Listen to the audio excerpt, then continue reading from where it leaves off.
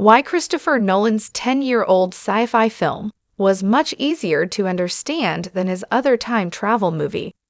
The time travel featured in Christopher Nolan's Interstellar was much less confusing compared to a more recent film by the director.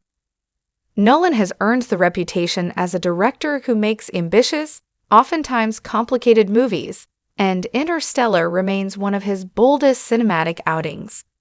In Interstellar, Earth is suffering from a blight that will make the planet uninhabitable. Therefore, former NASA pilot Joseph Cooper is sent on a mission across the galaxy to find a habitable planet that humankind can move to. The ending of Interstellar introduces an element of time travel. Time travel always naturally complicates a story, but Interstellar explains the concept of time dilation quite well. 6 years after Interstellar's release, Nolan's 2020 movie Tenet also dealt with time travel. Compared to Interstellar, how characters in Tenet travel back in time is much more confusing. This led to many moviegoers completely being lost about what actually happened in the movie by the end of Tenet, making it a less satisfying high-concept story than Interstellar.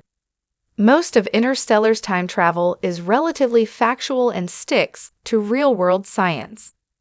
In Interstellar, 3 astronauts were sent to different planets that NASA believed may potentially be able to sustain human life.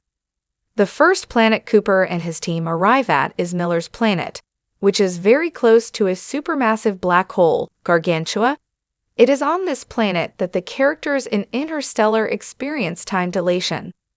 The science of Interstellar is based on the works of Albert Einstein, who believed that time is directly influenced by gravity.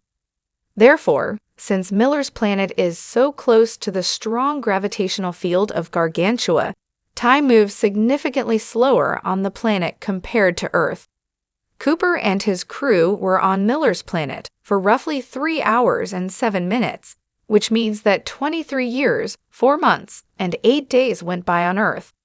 In Interstellar, for every hour that Cooper and his crew spend on Miller's Planet, 7 years pass on Earth. Cooper and his crew were on Miller's Planet for roughly 3 hours and 17 minutes, which means that 23 years, 4 months, and 8 days went by on Earth.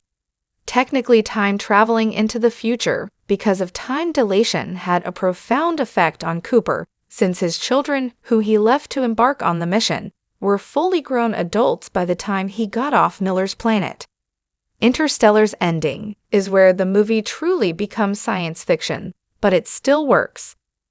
The majority of Interstellar is a linear story, but because of the time dilation Cooper experienced on Miller's Planet, the ending of the film gets slightly confusing. At the end of Interstellar, Cooper is pulled into the Tesseract, which was built by humans from the future with knowledge of fifth-dimensional physics.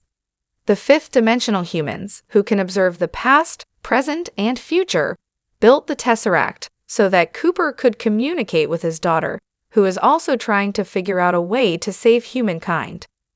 While the concept of fifth-dimensional humans is somewhat complicated, the time dilation that Cooper experienced on Miller's Planet easily explains how he is able to communicate with his adult daughter.